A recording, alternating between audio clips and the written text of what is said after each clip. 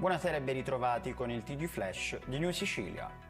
Una donna è stata portata all'ospedale San Giovanni di Dio di Agrigento dopo essere stata sfregiata al volto e alle spalle da acido.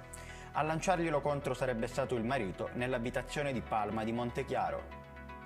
Effettuando dei controlli nell'ambito sanitario catanese è emerso l'impiego di ambulanze non conformi sotto il punto di vista autorizzativo e documentale. In un caso è stata scoperta la presenza di bombole di ossigeno scadute. A Santa Maria di Licodia i carabinieri di Polizia Ambientale, Agroalimentare e Forestale di Catania hanno scoperto che i titolari di una produzione di conglomerati cementizi e calcestruzzi avevano allestito una cava abusiva su 1500 metri quadri. Sono dai 5 ai 10 gatti investiti dalle auto sulla strada provinciale 68 del Palermitano. L'Organizzazione Internazionale Protezione Animali, per risolvere il problema, ha inviato una lettera alle autorità competenti nei giorni scorsi.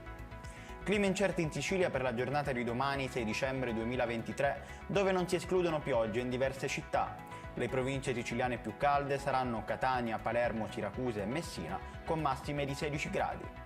Ed è tutto per questa edizione, il prossimo appuntamento sarà domani alle 13:30.